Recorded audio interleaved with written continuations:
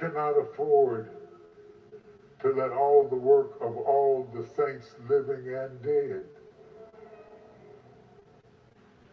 to hold this so tight, so long that I wither away. I'm recommending to you that you receive Pastor Torrey and Pastor Sarah.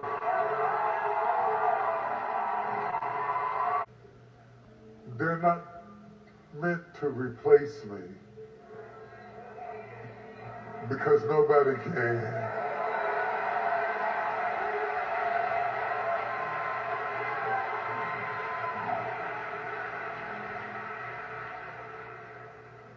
But if they step into this position, they may extend me. By the church anniversary, we're going to formalize. But I wanted to introduce to you your pastors. We give these pastors way too much power and influence and reverence and importance in our lives because we refuse to study and learn from ourselves. And so we sit underneath them like children looking to be taught. And don't get me wrong, the Bible does speak about honoring the pastor and how good pastors are, and they are important. I'm not saying that they aren't, but what I'm saying is a lot of us are giving far too much importance to them because we rely on them far too much. You know, you have your own Bible. You have the ability to read. You're supposed to be studying and reading and praying and fasting and doing all these things, becoming a better Christian all on your own. In addition to what the pastor is preaching on Sunday and doing in Bible study on Tuesday or on Wednesday or at revival.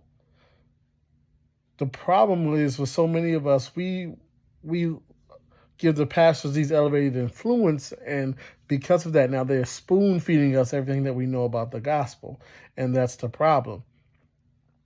It's not only a problem for us, it's also a problem for them, because now they become big-headed, they become arrogant, they don't ever know when to apologize, they often go over the line, they become drunk with power, the ego gets out of control, so it really hurts everybody involved.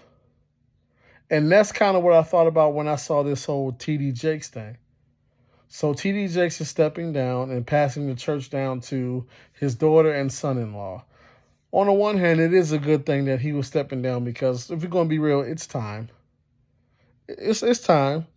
So it's a good sign that he was able to recognize that it was time for him to sit down.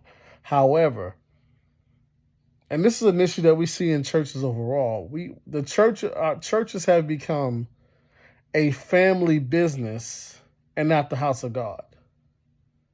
It's a family business that you pass down generationally to your children. And it's just like, listen, sometimes your children are called to preach and sometimes they're not. In this case, the child is not called to preach. Sarah Jakes does not have a word. She does, if we're going to be, this young woman is a motivational speaker that sprinkles in scripture from time to time. She's very, she has that charisma and that stage presence, and good for her. She's a lovely public speaker. She's a good motivational speaker. But as far as having a word from the Lord, she don't have a word. She was not called to preach. She's a preacher because it's the family business. That's why the other sister is also a preacher. And so it's like